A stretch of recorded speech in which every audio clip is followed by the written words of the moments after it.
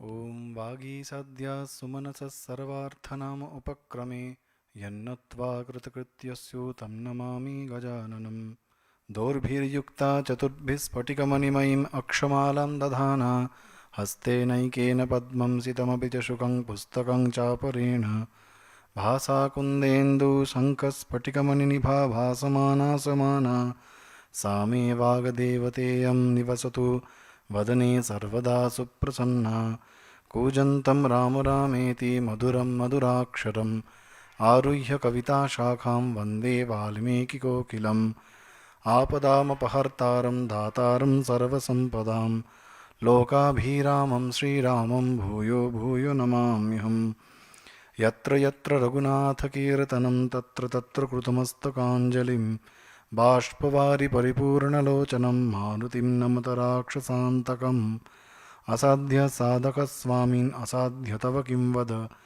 रामदूतकृपासिन्धो मत्कार्य साधय प्रभो ॐ स्थापकाय च धर्मस्य सर्वधर्मस्वरूपिणे अवतारवरिष्ठाय रामकृष्णाय ते नमः।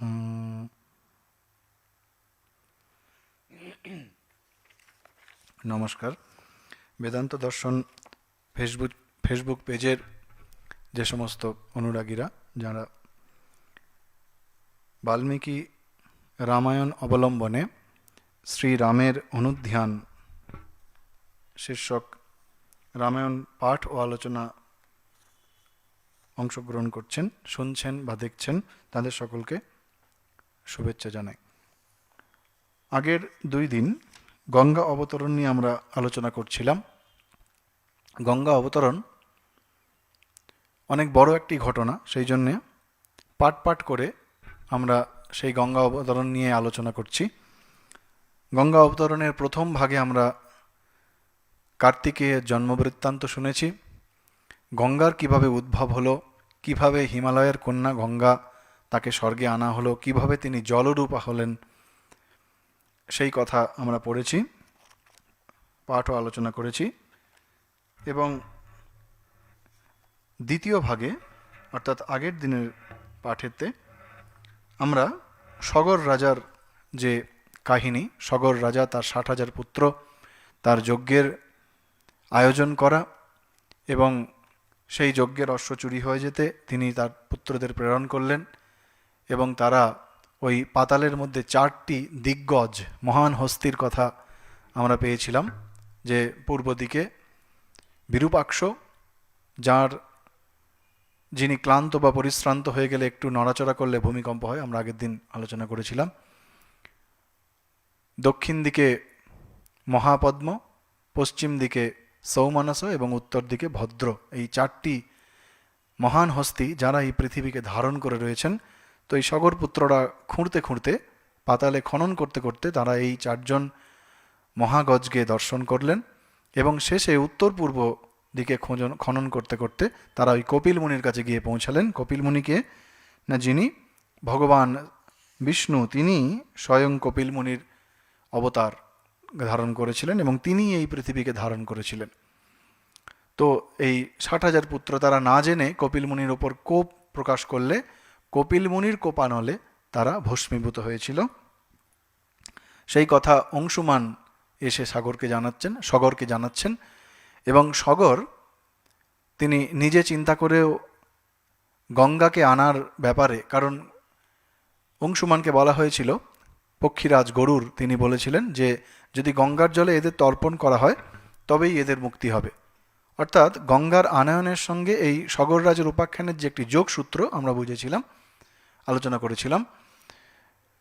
এবং অংশুমান, সগরের মৃত্যুর পরে অংশুমান তিনিও চেষ্টা করেছিলেন, তিনিও গঙ্গা আনয়নের ব্যাপারে তপস্যা করলেও গঙ্গাকে আনতে পারেননি।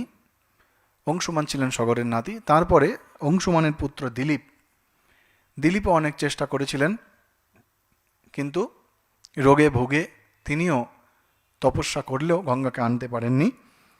সেই দিলীপের পুত্র তিনি হচ্ছেন ভগীরথ। বাল্মীকি বলছেন পরম ধার্মিক, তিনি পরম ধার্মিক ভগীরথ। তো আজকে আমরা সেই ভগীরথের উপাখ্যান পড়ব। ভগীরথ কিভাবে গঙ্গাকে আনয়ন করেছিলেন, কিভাবে তিনি তপস্যা করেছিলেন। তো এই ভগীরথ, যাকে বাল্মীকি পরম ধার্মিক বলছেন, ভগীরথস্তু রাজর্ষির ধার্মিকও রঘুনন্দন, তিনি রাজর্ষি, রাজা হয়েও তিনি ঋষি এবং তিনি ধার্মিক। তিনি কি করলেন, তিনিও কিন্তু সন্তানহীন ছিলেন, তারও নিজের কোনো সন্তান ছিল না। তাই সন্তান না থাকা তার মনেও একটা কষ্টের কারণ ছিল। কিন্তু তিনি গঙ্গাকে আনার জন্যে, গঙ্গা অবতরণের জন্যে তিনি তার সমস্ত রাজ্যের ভার তিনি মন্ত্রীদের ওপর দিয়ে দিয়েছিলেন। মন্ত্রীদের ওপর দিয়ে মন্ত্রিষু আধায় তদ রাজ্যম গঙ্গাবতরণে রতঃ তপোদীর্ঘম সমাতিষ্ঠদ গোকর্ণে রঘুনন্দন। তিনি মন্ত্রীদের ওপর তাঁর রাজ্যের সমস্ত ভার দিয়ে গোকর্ণ নামে একটি জায়গা আছে ভারতবর্ষের দক্ষিণ প্রান্তে। গোকর্ণ হিমবৎ পাদ বিশেষ দক্ষিণক স্থিত তীর্থ বিশিষ্ট, অর্থাৎ ভারতবর্ষের দক্ষিণ প্রান্তে সমুদ্রের ধারে গোকর্ণ বলে একটি শিবক্ষেত্র আছে, যেখানে শিবের মন্দির আছে। সেই শিবক্ষেত্রে ভগীরথ এসে তপস্যা শুরু করলেন। কিরকম তপস্যা করলেন বাল্মীকি বলছেন, ঊর্ধ্ববাহু পঞ্চতপা মাসাহার জিতেন্দ্রিয় তস্য বর্ষ সহস্রাণি ঘোরে তপসি তিষ্ঠতঃ। ঊর্ধ্ববাহু অর্থাৎ হাত ওপর দিকে করে। টিকাকার বলছেন ঊর্ধ্ববাহু মানে বলছেন যে হাত ওপরে করে পর্বতের মতো, অর্থাৎ আমরা যারা যোগাসন করি তারা পর্বতাসন বলে একটি আসন আছে, যে বাঁ পায়ের ওপর দাঁড়িয়ে ডান পা ওই বাঁ পায়ের ওপর রেখে একটি বয়ের মতো হয় এবং হাত দুটি ওপরে করে, ওটাকে পর্বতাসন বলা হয়। তো ওই রকম ভগীরথ তিনি ওই ঊর্ধ্ববাহু হয়ে তপস্যা শুরু করলেন। আর কি করলেন, পঞ্চতপা কথাটার সঙ্গে আমরা অত্যন্ত পরিচিত, কারণ শ্রী শ্রী ঠাকুরের স্থূল দেহ ত্যাগের পরে বেলুড় মঠের যে নীলাম্বর বাগান বাড়ি, সেখানে পঞ্চতপার সাধন করেছিলেন। গম্ভীরানন্দজি বলছেন মায়ের জীবনীতে যে বাহিরের আগুন যদি দুঃসহরূপে প্রজ্বলিত হয় তবে মনের আগুন নিভিতে পারে। মায়ের মনের মধ্যে যে ঠাকুরের অদর্শনজনিত কষ্ট, সেই কষ্টকে নির্বাপিত করার জন্যে তিনি পঞ্চতপা করেছিলেন। শরীর ঝলসিয়া অঙ্গার বর্ণ হইল মা ওই তপস্যা করাতে, তখন মনের আগুন অনেকটা নিভিল, অর্থাৎ সেই পঞ্চতপা করে মায়ের মনের আগুন নিভেছিল। তো সেই পঞ্চতপা ভগীরথ করছেন। সেই পঞ্চতপা কি? টিকাকার বলছেন পঞ্চাগ্নয়, পাঁচটি অগ্নি। কিরকম? চতুর্ষু পার্শ্বসু অগ্নয়, চারিদিকে চারটে অগ্নি। উপরি সূর্যশ্চ তেষাম মধ্যে তপো যস্য সহ পঞ্চতপাহ, এবং মাথার ওপরে সূর্য। তাহলে পঞ্চতপা, পাঁচটি তাপের মাঝখানে, চারদিকে চারটি অগ্নি এবং মাথার উপরে সূর্য। সেই পাঁচটি অগ্নিকে পাঁচ দিকে রেখে তার মাঝে বসে তপস্যা করা, সেই তপস্যা হচ্ছে পঞ্চতপা। তো তিনি পঞ্চতপা ঊর্ধ্ববাহু হয়ে পঞ্চতপা করছেন। মাসাহারও, অর্থাৎ মাসে একবার খাওয়া। জিতেন্দ্রিয় তস্য বর্ষ সহস্রাণী, এইভাবে ঘোর তপস্যা করলেন ভগীরথ। এবং তাঁর তপস্যায় সন্তুষ্ট হয়ে ভগবান ব্রহ্মা, পিতামহ ব্রহ্মা, তিনি হচ্ছেন সকল সামর্থ্য বিশিষ্ট, তিনি সকল শক্তি তার মধ্যে রয়েছে, তিনি সামর্থ্য বিশিষ্ট। এবং প্রজানাম প্রতি, সেই জন্য তিনি প্রজাপতি। যত পৃথিবীর মনুষ্য রয়েছে তার প্রজা, তিনি তাদের প্রতি, এবং তিনি তাদের নিয়ন্তা ঈশ্বর, সেই জন্য তিনি হচ্ছেন প্রজাপতি। সেই প্রজাপতি ব্রহ্মা তিনি দর্শন দিলেন।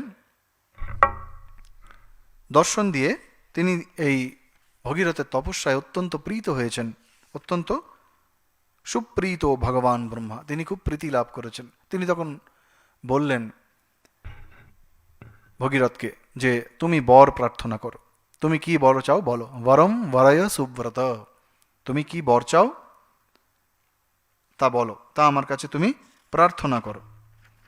তখন ভগীরথ অপূর্ব ভাষায় বর প্রার্থনা করছেন।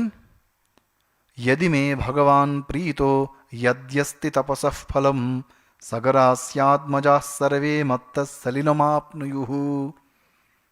কি বলছেন ভগীরথ? यदि मे भगवान प्रीतः, হে ভগবান, আপনি যদি আমার প্রতি প্রীত হয়ে থাকেন, আমার প্রতি যদি আপনি প্রসন্ন হয়ে থাকেন, খুশি হয়ে থাকেন, यद्य अस्ति तपसः फलम, আমার তপস্যার যদি কোনো ফল থাকে, তাহলে সগর সন্তানেরা, সগর রাজার যে 60,000 সন্তান, সেই সগর সন্তানেরা সকলেই যেন মত প্রদত্ত তর্পণের গঙ্গাজল লাভ করেন। সেই সগর রাজার সন্তানেরা যেন আমার দ্বারা যে গঙ্গাজল দেওয়া হবে তাতে তাঁরা যেন সকলে স্বর্গ লাভ করেন। গঙ্গাজল লাভ করলেই স্বর্গ হবে, স্বর্গ লাভ করেন। গঙ্গায়া সলিলক্লিন্নে ভস্মন্যেষাম মহাত্মনাম স্বর্গম গচ্ছেয়ুরত্যন্তম সর্বে চ প্রপিতামহ। অর্থাৎ গঙ্গা জল সেই ভস্মকে সিক্ত করলে তারা তখন অক্ষয় স্বর্গ লাভ করবেন। তো একটি কথার মাধ্যমে খুব সুন্দর করে ভগীরথ বর চেয়ে নিলেন। আমরা কথামৃতে একটি জায়গায় পাই যে শ্রীরামকৃষ্ণদেব বলছেন যে যখন আমি টাকা মাটি টাকা করে সব জলে ফেলে দিলুম, তখন ভয় হলো যে মা লক্ষ্মী যদি রাগ করে, তার ঐশ্বর্যের অবজ্ঞা করলাম, যদি খ্যাঁট বন্ধ হয়ে যায়, তখন বললাম মা আর কিছু চাই না, তাকে পেলে সব পাবো। তখন একজন ভবনাথ তখন হাসতে হাসতে বলছেন এ তো পাটোয়ারি। শ্রীরামকৃষ্ণ বলছেন হ্যাঁ ওইটুকু পাটোয়ারি। বলে ঠাকুর একটি ছোট্ট উপাখ্যান বলছেন যে একজন ভক্ত, তিনি যখন ভগবানের দর্শন পেলেন, ভগবান তাকে দর্শন দিলেন, তার তপস্যায় সন্তুষ্ট হয়ে বললেন তোমার তপস্যা আমি অত্যন্ত প্রসন্ন হয়েছি, বলো এখন কি বর চাও। তখন সেই ভক্তটি বললেন ঠাকুর যদি বর দেবেন তো এই বর দিন যেন সোনার থালে নাতির সঙ্গে বসে ভাত খাই। সোনার থালে মানে সোনার থালাতে নাতির সঙ্গে বসে ভাত খাই। এক বরেতে অনেকগুলি হলো, ঠাকুর বলছেন এক বরেতে অনেকগুলি হলো। কি কি হলো? সোনার থালে মানে ঐশ্বর্য হলো, ছেলে হলো, নাতি হলো, দীর্ঘ জীবন হলো। অর্থাৎ বর প্রার্থনা করতে জানতে হয়। তো ভগীরথ একটি বরের, যেটি প্রধান বর, যার জন্য তার তপস্যা, সেইটিকে সুন্দর করে বললেন যে যদি আমার সাধনায় আপনি সন্তুষ্ট হন, যদি আমার সাধনার বা তপস্যার কোনো ফল থাকে, তাহলে সেই তপস্যা ফলে সগর সন্তানেরা যেন আমার দ্বারা প্রদত্ত গঙ্গাজল লাভ করে অক্ষয় স্বর্গ লাভ করেন। একটি কথার মধ্যে তিনি সমস্ত যে মূল সাধনা, তার যে উদ্দেশ্য, সেই বরটি প্রার্থনা করলেন। তিনি নিজে কিন্তু অপুত্রক ছিলেন, মনে রাখতে হবে। তিনি কিন্তু নিজের পুত্র লাভের জন্য বলেনি। এই বর প্রার্থনা করার পরে, তারপরে তিনি বললেন, দেবয়া চে সন্তত্যৈ নাবসীদেত কুলঞ্চনঃ ইক্ষ্বাকুণম কুলে দেব এষমেস্তু বরঃ পরা। অর্থাৎ, হে দেবতা, হে ভগবান, সন্তান লাভের জন্য আপনার কাছে আমি প্রার্থনা করছি। আপনি কৃপা করুন যেন আমার বংশ পরম্পরা রক্ষিত হয়।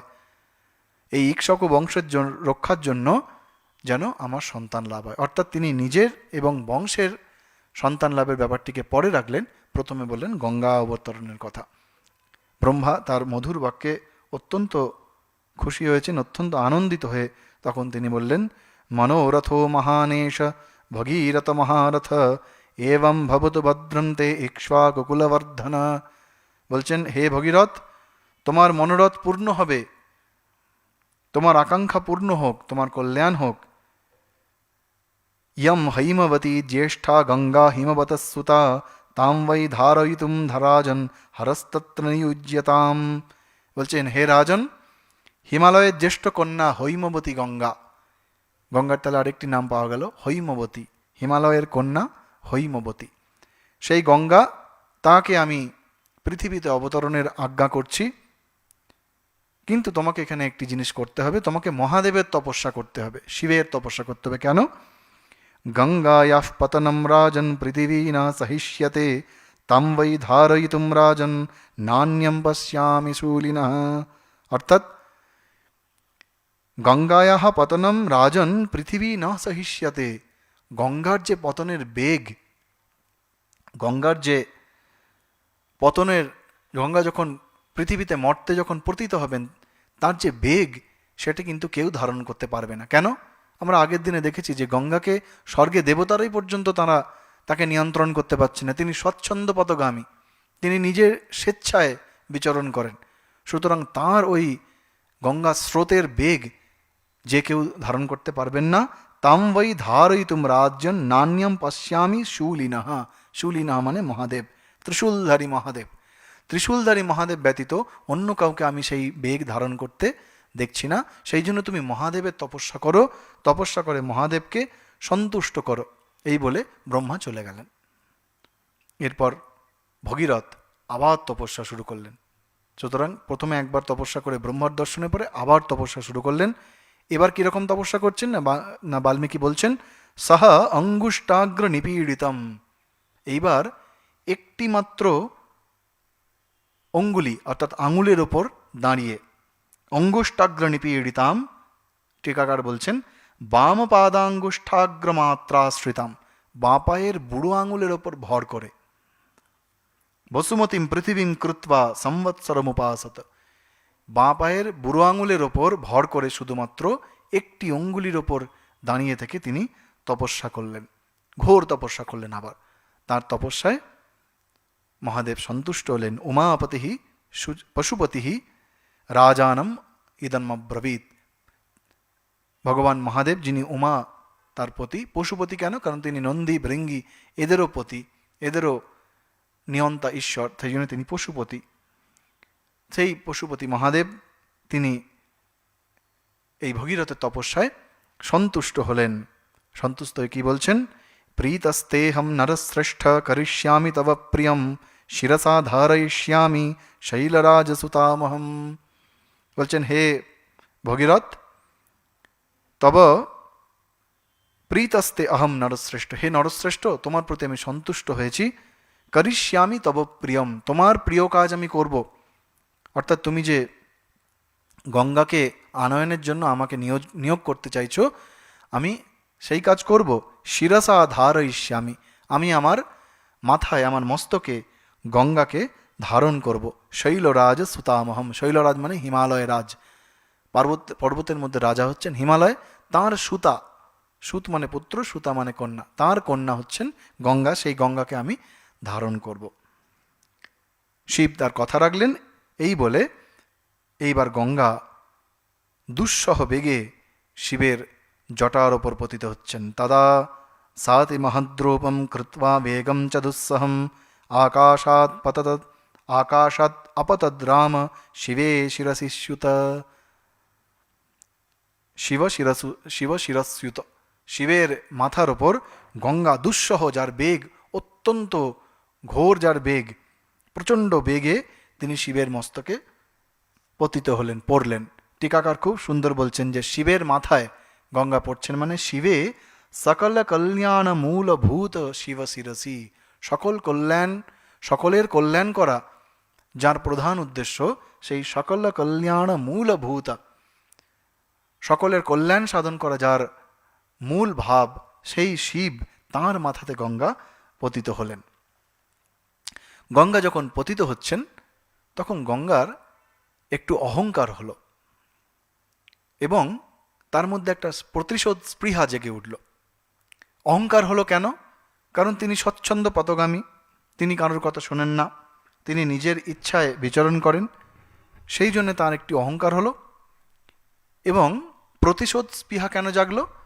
না, আমরা মনে মনে করি, যদি গঙ্গা অবতরণের প্রথম ভাগে আমরা আলোচনা করেছিলাম যে কার্তিকের জন্মের জন্য শিবের যে তেজ, শিবের যে তপস্যাপুত তেজকে গঙ্গা গর্ভে স্থাপন করা হয়েছিল এবং সেই শিবের তেজ, শিবের তপস্যাপুত শক্তি এত ভীষণ ছিল যে তাকে সহ্য করা গঙ্গার পক্ষেও সম্ভব হচ্ছিল না।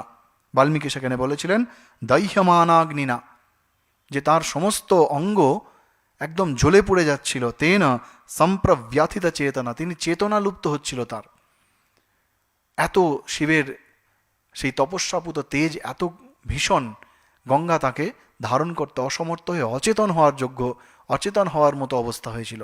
সেইটিকে স্মরণ করে গঙ্গা এখন ভাবলেন, তাহলে আমিও এখন আমার শক্তি দেখাবো। কি করব না, গঙ্গা তখন ভাবছেন অচিন্তয়চ্চ সা দেবী গঙ্গা পরমদুর্ধরা বিষাম্যহম হি পাতালম স্রোতসা গৃহ্য শঙ্করম। গঙ্গা ভাবছেন যে আমিও এত জোরে শিবের মস্তকে পতিত হব যে শিবকে নিয়ে একেবারে পাতালে চলে যাব। গঙ্গা তিনি ভুলে গেছেন শিবের মহিমা। কিছুটা অহংকৃত এবং কিছুটা প্রতিশোধ স্পৃহায় তিনি যেন একটা খেলার ছলে শিবকে একেবারে নিয়ে পাতালে চলে যাবেন এরকম ভেবেছেন। ভগবান শিব তিনি তো অন্তর্যামী, তিনি সকলের মনের কথা বুঝতে পারেন, তিনি সর্বনিয়ন্তা ঈশ্বর, দেবাদিদেব। তিনি বুঝতে পেরেছেন, বুঝতে পেরে তিনিও ভাবলেন তাহলে এই মজার ছলে আমিও একটু খেলা করি এবং সেই খেলার ছলে গঙ্গার মনের মধ্যে যে অহংকার রয়েছে সে অহংকারকেও খর্ব করা হবে। সেই জন্যে তস্যাবলেপনম জ্ঞাত্বা ক্রুদ্ধস্তু ভগবান হর। বাল্মীকি বলছেন শিব রেগে গেলেন, যেন রেগে গেলেন, ক্রুদ্ধস্তু ইব, এই ইব কথাটা খুব গুরুত্বপূর্ণ, যেন রেগে গেলেন। টিকাকার বলছেন যে খেলনিচ্ছা বৃদ্ধি জ্ঞাত্বা ক্রুদ্ধ ক্রুদ্ধ ইব ভগবান। তিনি ভগবান শঙ্কর যেন রেগে গেলেন। কেন যেন কথাটা বলা হচ্ছে? কারণ তিনিও খেলার ছলে গঙ্গার অহংকার খর্ব করতে চাইছিলেন, সেই জন্য প্রকৃত অর্থে তিনি রেগে যান। রেগেছেন হয়তো, কিন্তু সেটি মূল কথা নয়। মূল কথা হচ্ছে তিনি ওই খেলার ছলে গঙ্গার যে অহংকার হয়েছে সেই অহংকার তিনি খর্ব করতে চান। সেই জন্য তিনি কি করলেন, তখন গঙ্গাকে অদৃশ্য করার পরিকল্পনা করলেন। কিভাবে?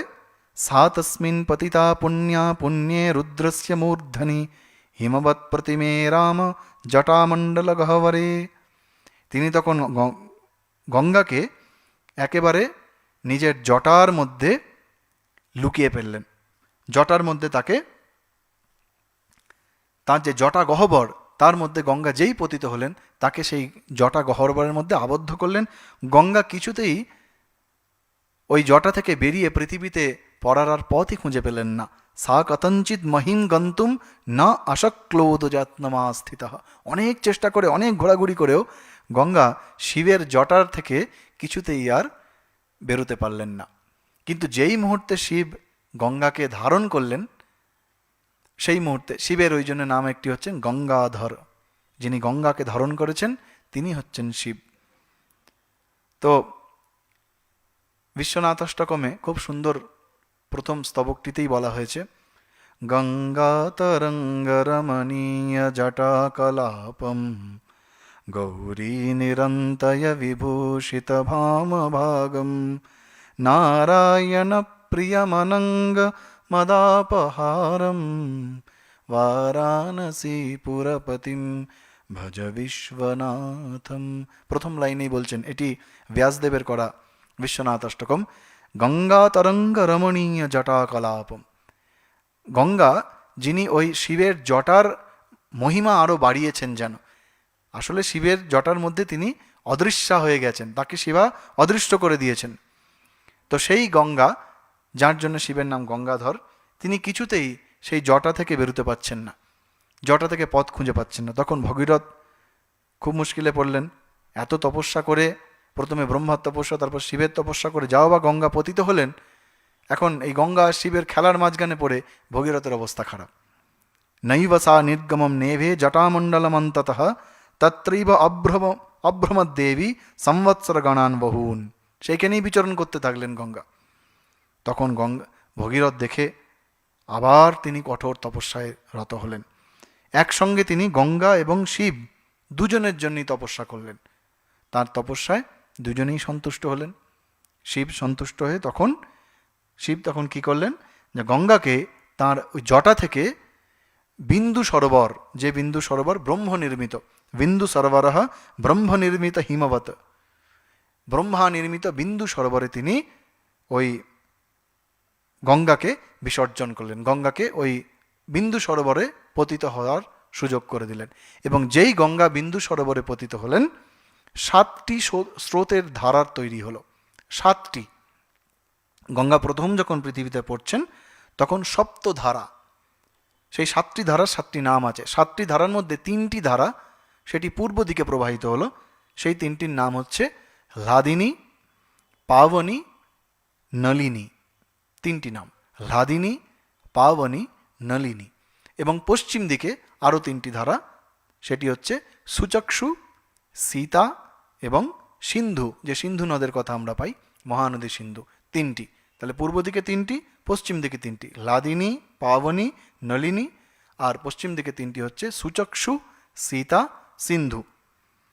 এবং সপ্তম ধারা যেটি, সেই সপ্তম ধারা সেইটি ভগীরথকে অনুসরণ করে শিবের মস্তক থেকে প্রথমে বিন্দু সরোবর, এবং বিন্দু সরোবর থেকে আকাশ থেকে শিবের মাথায়, এবং শিবের মাথা থেকে পৃথিবীতে যে সপ্তম ধারাটি প্রবাহিত হলো, সেই সপ্তম ধারাটি হচ্ছে মূল গঙ্গার ধারা। 7টি ধারার মধ্যে যেটি মূল ধারা, সেটি ভগীরথকে অনুসরণ করল।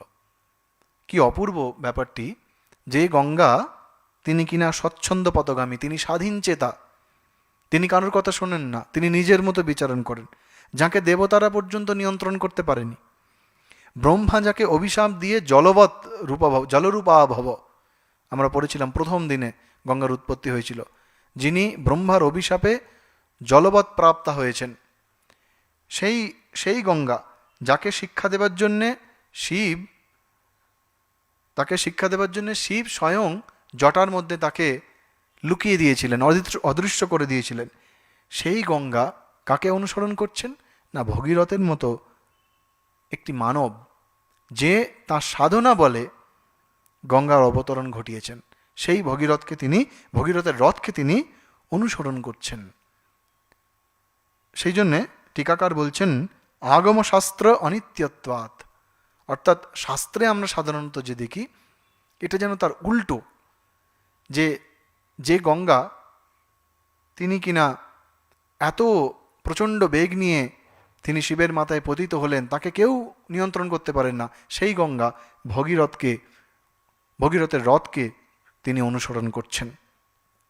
তো গঙ্গা যখন পৃথিবীতে এলেন, পৃথিবীর রূপ একেবারে বদলে গেল। অপূর্ব ভাষায় বাল্মীকি বর্ণনা করছেন, যেই সেই গঙ্গার জল পতিত হয়েছেন, সঙ্গে সঙ্গে মৎস্য, কচ্ছপ, যে সমস্ত জলচর প্রাণী, তারা আনন্দে একবারে সেই গঙ্গার সঙ্গে প্রবাহিত শুরু করছেন। কখনো গঙ্গার ঢেউ, কখনো উচ্চ স্থানে যাচ্ছেন, কখনো নিম্ন স্থানে যাচ্ছেন। একেবারে ভীষণ। যখন কোনো একটি প্রদেশ বহু বছর বৃষ্টি না হয়, সেখানে বৃষ্টি যখন হয়, প্রবলভাবে বৃষ্টি হয়, সেই বৃষ্টির সময় যে আনন্দ, প্রকৃতি যেন হাসছেন, তিনি যেন নিজেই হাসছেন, এরকম স্থিতি। সেই রকম সমগ্র পৃথিবী যেন আনন্দে উদ্বেল হয়ে উঠেছেন গঙ্গার পতনে। দেবতা, ঋষি, গন্ধর্ব, যক্ষ, সিদ্ধগণ যারা ছিলেন প্রত্যেকে নিজ নিজ বাহনে করে, নিজ নিজ বিমানে করে, কারণ গঙ্গার তেজ এত ছিল, সেই তেজে তারা ভেসে যেতে পারতেন। সেই ভয়েতে তারা নিজ নিজ বাহনে করে এসে গঙ্গার যে অবতরণ, সেই অবতরণের যে অদ্ভুত দৃশ্য তারা দেখছেন। এবং তারা যখন ওই গঙ্গার অবতরণ দেখার জন্য হাজির হয়েছেন গঙ্গার কাছে, তখন দেখে যেন মনে হচ্ছে সমগ্র আকাশে কেউ যেন অলংকার সাজিয়ে দিয়েছেন। প্রত্যেক দেব দেবতা, দেবী, যক্ষ, গন্ধর্ব, অপ্সরা তারা সকলে নিজ নিজ বাহনে এত সুন্দরভাবে এসে গঙ্গা অবতরণ দেখছেন, তার আনন্দ নিচ্ছেন, যেন মনে হচ্ছে সমগ্র আকাশে কেউ যেন অলংকার সাজিয়ে দিয়েছে এবং যেন 100 সূর্য একসঙ্গে উঠেছে। শত আদিত্যম ইব বিভাতি, যেন 100 সূর্য একসঙ্গে উঠেছে। আর সেই গঙ্গার জলের মধ্যে সেই সমস্ত জলচর প্রাণীগুলি তারা নিজের ইচ্ছায় খেলছেন। আকাশ উৎক্ষিপ্ত শ্বেতবর্ণ সহস্র ধারায় বিকীর্ণ জলকণায় হংস সমাযুক্ত শরৎকালীন শুভ্র মেঘ সদৃশ সমাকীর্ণ মনে হচ্ছিল। যেন শরতের মেঘ যেমন থাকে না, আকাশের বিভিন্ন জায়গায় পেঁজা তুলোর মতো মেঘগুলি ভাসতে থাকে, ঠিক সেই দেবদেবীরাও যেন সেই রকম আসছেন। বাল্মীকি বলছেন, ক্বচিৎ দ্রুততরম ইয়াতি কুটিলম ক্বচিদায়তনম বিনতম ক্বচিৎ অদ্ভুতম ক্বচিৎ ইয়াতি শনৈ শনৈঃ। বলছেন গঙ্গার জলধারা কখনো দ্রুততর, কখনো বা বক্রগতি, কখনো বা বিস্তৃত হয়ে প্রবাহিত হচ্ছেন, কখনো বা নিম্নে পতিত হচ্ছেন। এইভাবে কখনো ধীরে, কখনো তীব্রভাবে এইভাবে গঙ্গা ছিটকে পড়ছেন যেন যখন। এবং সেই তিনি কি করছেন, তিনি ওইভাবে চলতে চলতে ভগীরথের যে ভগীরথ রথ নিয়ে নিয়ে আগে চলেছেন, গঙ্গা তাকে অনুসরণ করছেন। কারণ ভগীরথকে কোথায় যেতে হবে? ভগীরথকে সেই পাতালে যেতে হবে যেখানে সেই 60,000 সগরপুত্ররা কপিল মুনির কোপানলে ভস্মীভূত হয়ে পড়ে রয়েছে, সেইখানে ভগীরথকে যেতে হবে। সেই জন্য ভগীরথ পথ দেখিয়ে নিয়ে যাচ্ছেন। অদ্ভুত দৃশ্য। তৎশঙ্কর শিরভ্রষ্টম ভ্রষ্টম ভূমিতলে পুনঃ ব্যাচরত্তদাতোয়ম নির্মলম গতকলমশম। অর্থাৎ সেই গঙ্গা তিনি নির্মল, নিষ্কলুষ, তার কারণ আমরা পরে আলোচনা করব। সেই গঙ্গা তিনি বয়ে চলেছেন এবং ঋষি, মুনি, গন্ধর্ব যারা আছেন তারা প্রত্যেকে সেই গঙ্গাজল মাথায় স্পর্শ করছেন, বারবার সেই গঙ্গাকে পবিত্র জ্ঞানে বারবার স্পর্শ করছেন। পবিত্রমিতি পশুস্পৃশঃ, বারবার স্পর্শ করছেন। সাপৎ প্রপতিতা ইয়ে চ গগনাদ বসুতাতলম কৃত্বা তত্রাভিষেকম তে বভুর্গতমকল্মষা। অর্থাৎ যারা অভিশাপগ্রস্ত হয়ে স্বর্গ থেকে মর্তে এসেছিলেন, কোনো কারণে স্বর্গে অভিশাপগ্রস্ত হয়েছিলেন, তারা পর্যন্ত সেই গঙ্গা জল স্পর্শ করে পুনঃ তারা পবিত্র হয়ে আবার স্বর্গে ফিরে যাচ্ছেন। অর্থাৎ গঙ্গার যে পবিত্র করার ক্ষমতা সঙ্গে সঙ্গে দৃশ্যমান। গঙ্গার জল স্পর্শ করতেই তাদের সমস্ত পাপ চলে যাচ্ছেন। শ্রীরামকৃষ্ণদেব বলছেন গঙ্গার হাওয়া যতদূর যায় ততদূর অবধি জায়গা পবিত্র হয়ে যায়। তো সেই পবিত্র গঙ্গার পবিত্র করার ক্ষমতা প্রথম গঙ্গা অবতরণের সময় থেকে আমরা দেখছি। এইভাবে ভগীরথ তার দিব্য রথে করে চলেছেন, গঙ্গা তাকে অনুসরণ করছেন। অনুসরণ করতে করতে গঙ্গার একটা জায়গায় যেন মনে হলো যে এই যে দেব, দানব, গন্ধর্ব এরা সব তাকে অনুসরণ করছেন, তার অবতরণ দেখছেন। গঙ্গার আবার একটু অহংকার হলো যে আমি কত মহান, আমাকে এই সমস্ত দেব, দানব, ঋষি এরা সকলে আমাকে অনুসরণ করছে। গঙ্গার আবার একটু অহংকার হলো, তিনি আরও ভীষণভাবে প্রবাহিত হতে শুরু করলেন। রাজা ভগীরথ যে পথ দিয়ে যাচ্ছেন, কীর্তি শ্রেষ্ঠা গঙ্গা সেই পথ দিয়ে যাচ্ছেন, কিন্তু তার মনে এখনও একটু অহংকার রয়েছে। এইভাবে যেতে যেতে তার ওই প্রবাহ হওয়ার পথে জহ্নমুনি, যিনি রাজর্ষি জহ্নু, সেই তার আশ্রম ছিল। জহ্নমুনি তখন যজ্ঞ করছিলেন, তপস্যা করছিলেন। গঙ্গা দেখছেন আরে এত ঋষি মুনি এরা সব আমাকে অনুসরণ করছে, আর জহ্নমুনি কিনা আমাকে অনুসরণ করছেন না, আমাকে অনুসরণ করছেন এত লোক। তিনি ভুলে গেছেন যে তিনি ভগীরথকে অনুসরণ করছেন বলে তিনি সেই জহ্নমুনির আশ্রমকে একেবারে প্লাবিত করলেন, একবারে ভাসিয়ে নিয়ে গেলেন। তাতে জহ্নমুনি রেগে গেলেন। তস্যাবলেপনম জ্ঞাত্বা ক্রুদ্ধ জহ্নুশ্চ রাঘব অপিবত্তু জলম সর্বম গঙ্গায়াঃ পরমাদ্ভুতম। জন্যমুনি রেগে গিয়ে তখন কি করলেন না অদ্ভুতভাবে গঙ্গার সমস্ত জল পান করে নিলেন। গঙ্গা তার আশ্রমকে ভাসিয়ে দিয়েছে, সেই ক্রোধে জন্য অদ্ভুতভাবে পুরো গঙ্গা জলটা পান করে নিলেন। আবার সমস্যা, এত কষ্ট করে গঙ্গা যাও বা শিবের মাথা থেকে হয়ে পৃথিবীতে বয়ে বয়ে যাচ্ছেন, আবার একটি বিপদ। তখন সমস্ত মুনি ঋষি গন্ধর্ব এরাও ভগীরথের সঙ্গে সকলে মিলে সেই জন্যমুনিকে অনুরোধ করলেন যে এত তপস্যার পরে গঙ্গা এই পৃথিবীতে অবতীর্ণা হয়েছেন, আপনি দয়া করে আপনার শরীর থেকে গঙ্গাকে নিষ্ক্রমণ করুন, গঙ্গাকে মুক্তি দিন, এবং এইভাবে মুক্তি দিলে আপনি গঙ্গার পিতা হিসাবে বিবেচিত হবেন, গঙ্গা আপনার কন্যা রূপে পরিচিতা হবে। এই কথা বলতে তখন জন্যমুনি তার দুই কান থেকে, কর্ণোদ্বয়, তার দুই কান থেকে গঙ্গাকে পুনঃ সৃষ্টি করলেন। সেই জন্যমুনির কান থেকে গঙ্গা সৃষ্ট হয়েছিলেন, এবং জন্যমুনি তার পিতা বলে গঙ্গার আরেক নাম জাহ্নবী। গঙ্গার আরেক নাম জাহ্নবী, জন্যমুনির কন্যা। দেবতারা বলেছিলেন আপনি জন্যমুনি, আপনি গঙ্গার পিতা হিসাবে সমগ্র পৃথিবীতে যশ খ্যাতি লাভ করবেন, সেই জন্য তার নাম হলো জাহ্নবী।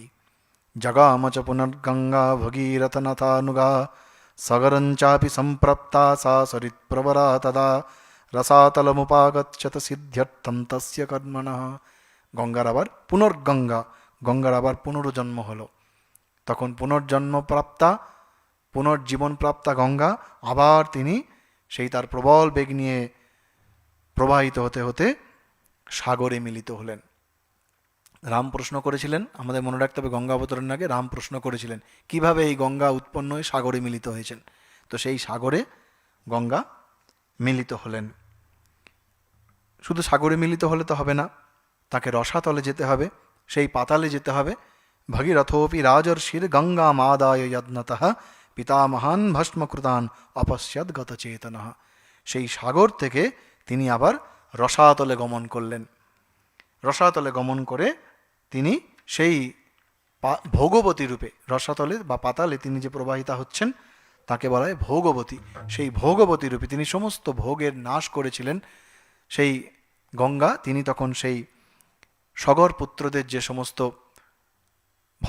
ভস্মীকৃত স্তূপ, সেই স্তূপের ওপর তিনি প্রবাহিত হলেন, এবং তার প্রবাহে, তার গঙ্গা স্পর্শে লাভে সেই সগর রাজের 60,000 পুত্র তাদের সঙ্গে সঙ্গে স্বর্গপ্রাপ্তি হল। অর্থাৎ গঙ্গা অবতরণ, ভগীরথের যে অমানুষিক তপস্যা, সেই তপস্যার বলে গঙ্গা একেবারে সেই, যিনি কিনা স্বর্গে প্রবাহিতা ছিলেন মন্দাকিনী রূপে, সেখান থেকে তিনি শিবের মস্তকে, এবং সেখান থেকে সমস্ত ধরাধাম প্রবাহিত হয়ে তিনি এসে সাগরে মিলিত হলেন, এবং তারপরে পাতালে পর্যন্ত তিনি প্রবাহিত হলেন। সেই জন্য তাকে বলা হয় ত্রিপথগামিনী। 3 পথ দিয়ে তিনি প্রবাহিত হয়েছেন, তাই জন্য তার নাম ত্রিপথগামিনী। ভগীরথের এই অমানসিক প্রচেষ্টায় গঙ্গা অবতরণ সম্পন্ন হলে ভগবান ব্রহ্মা তিনি অযাচিতভাবে এসে দেখা দিলেন। ভগীরথ কিন্তু তপস্যা করেননি, কারণ ব্রহ্মা বিষ্ণু মহেশ্বর এদের তপস্যা করার জন্য, এদের দর্শনের জন্য কত তপস্যা করতে হয়। ভগীরথ কিন্তু অযাচিতভাবে ব্রহ্মার দর্শন লাভ করছেন, এবং ব্রহ্মা তাকে আশীর্বাদ করছেন। এখন একটি প্রশ্ন আমাদের মনে স্বভাবতই জাগে যে ভগীরথ কি করে সফল হলেন, আগের জন তারা সফল হতে পারলেন না কেন? সগর রাজা, আমাদের প্রথম দিকে একটু ফিরে গেলে, সগর রাজা তিনি প্রথম গঙ্গা অবতরণের ব্যাপারে চিন্তা করেছিলেন, কারণ তাঁরই পুত্ররা তো ভস্মীভূত হয়েছিল। সেই জন্য সগর রাজা বৃদ্ধ হয়ে গিয়েছিলেন। সারা জীবন যজ্ঞ, তপস্যা এবং অশ্বমেধ যজ্ঞের আয়োজন, তার ঘোড়া চুরি করে নেওয়া, তাকে উদ্ধার করার জন্য তার 60,000 পুত্রদের প্রেরণ করা, এবং তাদের মৃত্যু সংবাদ, পুত্র শোক, এই সমস্ত কারণে সগর রাজা একেবারে নুব্জপ্রায় হয়ে গিয়েছিলেন। গঙ্গা অবতরণ করার, তপস্যা করার জন্য যে শক্তি সামর্থ্য, সেটি কিন্তু সগর রাজা ছিল না। তিনি অত্যন্ত বৃদ্ধপ্রাপ্ত হয়েছিলেন এবং পুত্র শোকে জর্জরিত ছিলেন। পুত্র শোক তার কাছে প্রধান ছিল। সেই জন্য সাধনা করার জন্য যে শক্তি, যে একমুখিতা দরকার, তা সগরের ছিল না। তাই জন্য তিনি গঙ্গা আনয়ন করতে পারেননি। সাগরের পরে তার নাতি অংশুমান। অংশুমানের বাবার নাম অসমঞ্জ, যাকে সগর রাজা নির্বাসিত করেছিলেন। সেই অসমঞ্জের পুত্র হচ্ছেন অংশুমান, অর্থাৎ সগর রাজার নাতি। তিনিও মোটামুটি ওই সগর রাজাকেই অনুসরণ করেছিলেন। তিনিও তার রাজ্য নিয়ে বেশি চিন্তা ছিল তার। তিনি রাজ্য দক্ষতার সঙ্গে তিনি রাজ্য পরিচালনা করেছেন। বংশ রক্ষার ব্যাপারে তিনি যথেষ্ট সচেতন ছিলেন। সেই জন্য তাঁর পুত্র দিলীপকে তিনি রাজ্যের ভার দিয়ে তারপর তপস্যা করতে গেছেন। অর্থাৎ দিলীপ রাজ্যের ভার নেবার মতো উপযুক্ত যতদিন না হয়েছেন ততদিন কিন্তু অংশুমান গঙ্গা অবতরণের জন্য তপস্যা করতে যেতে পারেননি। এবং তাতে তিনি তপস্যা করেছেন, তার তপস্যা নিশ্চয়ই তার তপস্যার দাম আছে। তাদের কারোর তপস্যা বিফলে যায়নি, কিন্তু সেই তপস্যা যথেষ্ট ছিল না, গঙ্গা অবতরণের জন্য যথেষ্ট ছিল না। সেই জন্য অংশুমান তিনি তপস্যা করলেও তার নিজের তপস্যার জন্য তার নিজের স্বর্গপ্রাপ্তি হয়েছে, কিন্তু গঙ্গা অবতরণ হয়নি। অংশুমানের পরে তার পুত্র দিলীপ, তিনিও চেষ্টা করেছেন, কিন্তু তিনিও ওই রাজ্যের ভার এবং বংশ রক্ষা এই দুটির জন্যে, এই দুটির প্রতি তার বেশি গুরুত্ব দিয়েছিলেন তিনি। সেই জন্য তিনিও তার পুত্র ভগীরথ, তাকে রাজা করে তিনি তারপর তপস্যায় গিয়েছিলেন। ফলে সেই তপস্যাও যথাযথ হয়নি এবং তিনি তার তপস্যা বলে ইন্দ্রলোক প্রাপ্তি হয়েছিল তার, কিন্তু গঙ্গা অবতরণ হয়নি। কিন্তু ভগীরথ কেন সফল হলেন? ভগীরথ প্রথমে তার পূর্বপুরুষরা কিভাবে তপস্যা করেছিলেন সেই পুরো ব্যাপারটা তিনি পর্যালোচনা করলেন, পুরো ব্যাপারটা তিনি দেখলেন। আমরা একটা কথা বলি না, কেস স্টাডি করা। কেস স্টাডি, যখন কোনো ঘটনা ঘটে, পুলিশ কোনো তদন্ত করে, তারা পুরো কেসটাকে স্টাডি করে, মানে পর্যালোচনা করে। ভগীরথ তিনি সমস্তটুকু পর্যালোচনা করলেন। পর্যালোচনা করে তার পূর্বপুরুষদের মধ্যে যে ভালো গুণগুলি সেগুলিকে তিনি গ্রহণ করলেন। কারণ সগর, অংশুমান, দিলীপ এদের প্রত্যেকের কারোর তপস্যা কিন্তু বিফলে যায়নি। এরা প্রত্যেকে নিজের সাধ্য অনুযায়ী তপস্যা করে ভগীরথের তপস্যার জন্য ক্ষেত্র প্রস্তুত করেছিলেন। ভগীরথ কিন্তু তাদের ভালোগুলি নিলেন, কিন্তু তিনি তপস্যা করলেন তার নিজস্ব স্বকীয় স্বাধীনভাবে। কিভাবে তিনি তপস্যা করলেন না, আমরা পড়েছি, জাস্ট আজকেই পড়লাম আমরা। তিনি নিজে অপুত্রক ছিলেন, তার নিজের কোনো সন্তান ছিল না, কিন্তু তিনি তার সন্তানের জন্য ভাবেননি, বংশরক্ষার জন্য তিনি ভাবেননি, তিনি গঙ্গা অবতরণকে প্রধান গুরুত্ব দিয়েছেন। সেই জন্য তিনি কি করলেন না, মন্ত্রীদের ওপর তার রাজ্যের ভার দিয়ে তিনি তপস্যায় গিয়েছিলেন। কারণ তিনি উপলব্ধি করেছিলেন যে রাজ্যের ভার এবং গঙ্গা অবতরণের জন্য তপস্যা এই দুটি একসঙ্গে সম্ভব নয়। শ্রীরামকৃষ্ণদেবের কথা আছেন না, ঠাকুর বলছেন যে নৌকা যদি পাড়ে বাঁধা থাকে, সেই নৌকা যতই তাকে এগিয়ে নিয়ে যাওয়ার চেষ্টা করা হোক না কেন, সেই নৌকা কখনো এগোবে না। অর্থাৎ আমাদের মন যদি আমাদের সংসারের বিষয় আশয় এই সমস্তর প্রতি বাঁধা থাকে, তাহলে আমরা কখনো, যতই আমরা ভগবান লাভের চেষ্টা করি না কেন, কিছুতেই আমরা অগ্রসর হতে পারবো না। সো এই নোঙরটা খুলতে হবে, পাড়ের সঙ্গে যে বন্ধন রয়েছে সেই বন্ধনটাকে ছিন্ন করতে হবে। ভগীরথ সেইটি বুঝেছিলেন। ভগীরথ তিনি তার বংশরক্ষা, রাজ্যের ভার, এই যে সমস্ত বন্ধনগুলি, জাগতিক বন্ধন, সেই বন্ধনগুলিকে তিনি কাটিয়ে তিনি চলে গেলেন তপস্যা করতে। তাকে নিশ্চয়ই তার মন্ত্রীরা বুঝিয়েছিলেন, তার শুভানুধ্যায়ী যারা, তারা নিশ্চয়ই বুঝিয়েছিলেন যে আপনি রাজ্য চালান, তার সঙ্গে তপস্যা করুন, কিন্তু তা শোনেননি। তার স্ত্রী নিজে তাকে আরতি করে তার তপস্যায় তাকে পাঠিয়েছিলেন, সুতরাং তার স্ত্রীরও ভূমিকা অনস্বীকার্য। তো ভগীরথ তিনি ওই বন্ধনকে কাটিয়ে একমুখী হয়ে জমাট, তার তপস্যা ছিল জমাট, তার তপস্যা ছিল ভীষণ ঘোর। সেই জন্য তিনি তপস্যা করেছেন কম সময়ের জন্য, কিন্তু তার সিদ্ধি লাভ হয়ে গেছে। আগের যারা ছিলেন তারা বহু বছর তপস্যা করেছেন, বাল্মীকির ভাষায় তারা হাজার হাজার বছর তপস্যা করেছেন, কিন্তু ভগীরথ তার যেহেতু তপস্যা জমাট বাঁধা ছিল, তার উদ্দেশ্য, তার লক্ষ্যের প্রতি তিনি অবিচল ছিলেন। স্বামীজি বলছেন না, স্বামীজির একটি কোটেশন আছে, টেক আপ ওয়ান আইডিয়া, একটি আদর্শ নিয়ে, সেই আদর্শ নিয়ে নিজের জীবন যাপন করো। সেই আদর্শ যেন তোমার শিরা উপশিরায়, তোমার ধমনীতে প্রবাহিত হয়, সেই আদর্শই যেন তোমার জীবন হয়, তবে তুমি সফলতা লাভ করবে। তো ভগীরথের জীবনে ভগীরথ কিন্তু ওই গঙ্গা অবতরণকেই তার জীবনের মূল লক্ষ্য হিসাবে দেখেছিলেন এবং সেই জন্য তার প্রতি, সেই তপস্যার প্রতি তিনি তার সমস্তটুকু দিয়ে দিয়েছিলেন। আর নিজের পরিবার এবং এই যে জাগতিক বন্ধনগুলি, এই বন্ধনগুলির সঙ্গে যদি যুক্ত হয়ে থাকা যায়, তাহলে কিন্তু বহুজন হিতায় বহুজন সুখায় কিছু করা সম্ভব হয় না। যতক্ষণ না আমরা এই নিজ স্বার্থপরতা, নিজের পরিবারের প্রতি সমবেদনা, নিজের এই যে জাগতিক বন্ধনগুলির প্রতি দুর্বলতাগুলো আমরা যতক্ষণ না কাটিয়ে উঠতে পারি, ততক্ষণ কিন্তু আমরা বহুজন হিতায় বহুজন সুখায়, জগতের জন্য, সকলের জন্য কিছু করা আমাদের পক্ষে সম্ভব হয় না। ভগীরথ যখন তপস্যা করছেন, আমরা দেখেছি প্রত্যেক ক্ষেপে, মানে একটি তপস্যা করেই তিনি কিন্তু সফল হননি।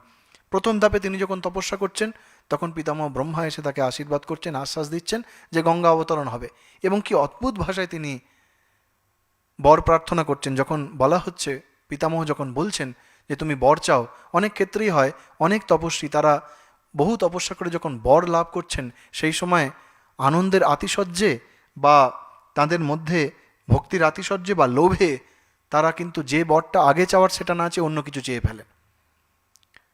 ভগীরথ নিজে অপুত্রক ছিলেন, তিনি প্রথম ব্রহ্মার দর্শনের পরে কিন্তু পুত্র সন্তান চাইতে পারতেন, কিন্তু তিনি চাননি। তিনি প্রথম চেয়েছেন কি, যে আমার তপস্যায় যদি আপনি সন্তুষ্ট হন, যদি আমার তপস্যার কোনো গুণ থাকে, তাহলে সেই তপস্যা বলে সগর পুত্ররা আমার দ্বারা প্রদত্ত গঙ্গা জল লাভ করে অক্ষয় স্বর্গ লাভ করুন। সুতরাং গঙ্গা অবতরণকে তিনি প্রথম গুরুত্ব দিয়েছেন। নিজের লক্ষ্যে অটল ছিলেন, তিনি লোভে পড়ে কিন্তু পুত্র সন্তানের জন্য তিনি কিন্তু বলেননি, ব্রহ্মাকে বলেননি। দ্বিতীয় যখন ব্রহ্মা কথা অনুযায়ী গঙ্গা শিবের মস্তকে পতিত হলেন, শিব তখন যখন গঙ্গাকে অদৃশ্য করছেন, তখন ভগীরথ আবার তপস্যা করছেন, শিব এবং গঙ্গার জন্য একসঙ্গে তপস্যা করছেন, এবং তপস্যা করে শিব তার মনোরথ পূর্ণ করছেন। স্বামী বিবেকানন্দ বলছেন, পবিত্রতা,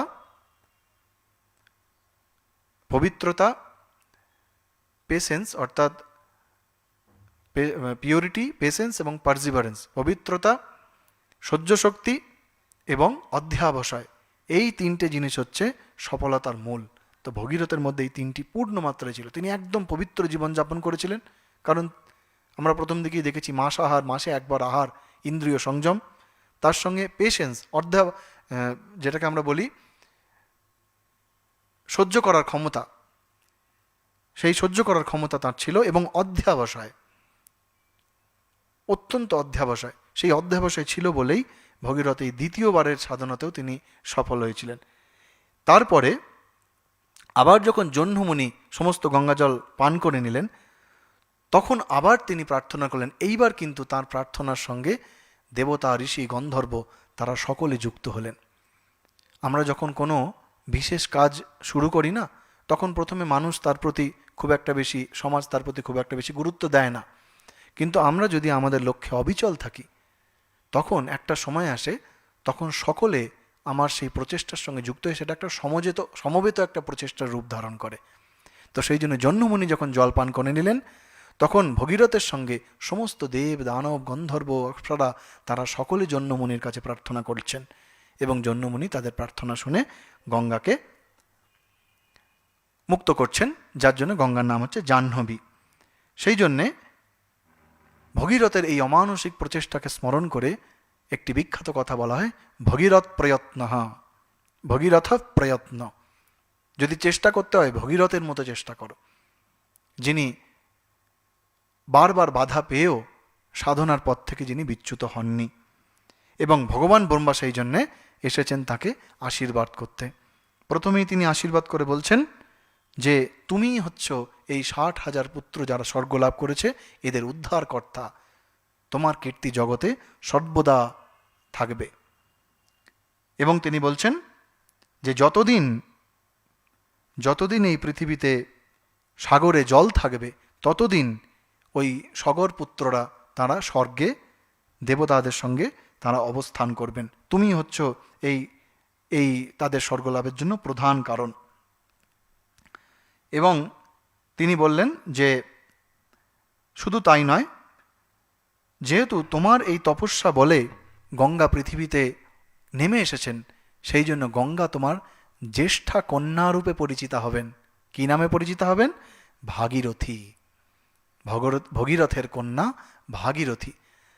জ্যেষ্ঠ কন্যা রূপে বলছেন গঙ্গা ত্রিপতগা নাম দিব্যা ভাগীরথী ইতি চ ত্রীন পথো ভাবয়ন্তীতি তস্মান ত্রিপদখা স্মৃতা यंच दुहिता ज्येष्ठा तव गंगा भविष्यति तत्कृतेन च नाम्नाथ लोके स्थास्यति विश्रुता।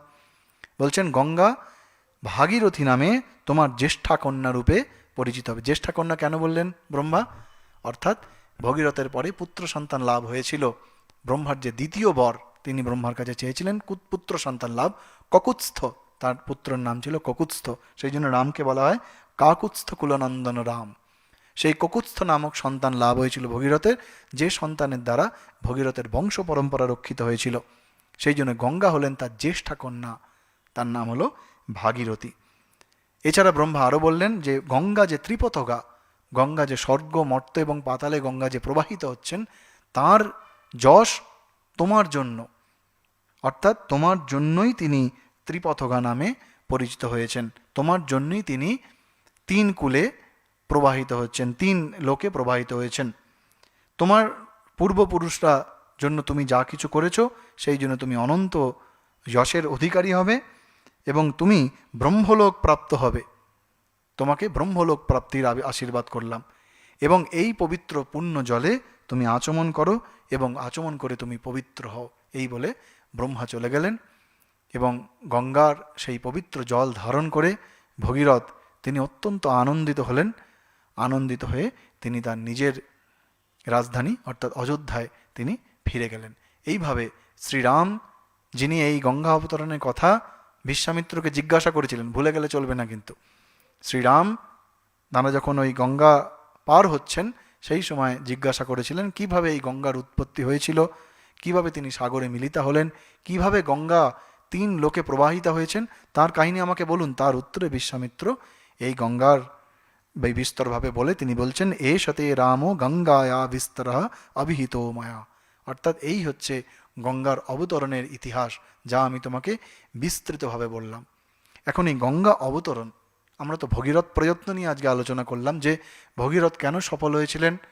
ভগীরথ আমাদের আদর্শ, আমাদের সাধন জীবনে এগিয়ে যাওয়ার জন্যে ভগীরথ হচ্ছে আদর্শ। আমরা অধ্যাবসায়ের উদাহরণ দেওয়ার জন্য রবার্ট ব্রুসের যে একজন গল্প ছিল, রবার্ট ব্রুস সম্ভবত, তার গল্পর উদাহরণ দিই, যে ওই মাকড়সার জাল এবং সেই রবার্ট ব্রুসের কাহিনী। কিন্তু আমরা ভগীরথের কথা বলি না। ভগীরথের এই অপূর্ব তপস্যা, অভূতপূর্ব তপস্যা, যে তপস্যা বলে তিনি গঙ্গাকে সেই সাগর, সেই স্বর্গ থেকে একদম মর্ত হয়ে পাতালে নিয়ে যেতে সমর্থ হয়েছিলেন, সেই ভগীরথ প্রয়ত্ন নিয়ে আজকে আমরা আলোচনা করলাম। এর পরের দিন গঙ্গা অবতরণকে কি করে আমরা গঙ্গার দিক থেকে দেখে, গঙ্গা যেভাবে একটি একটি করে ধাপে ধাপে তিনি অবতীর্ণা হলেন, সেই গঙ্গার অবতরণকে কি করে আমরা আমাদের আধ্যাত্মিক জীবনের কি শিক্ষা নিতে পারি, কিভাবে তাকে তুলনা করতে পারি, সেই আলোচনা আমরা করব। ওম শান্তি শান্তি শান্তি। হরি ওম তৎসদ। শ্রীরামকৃষ্ণার্পণমস্তু।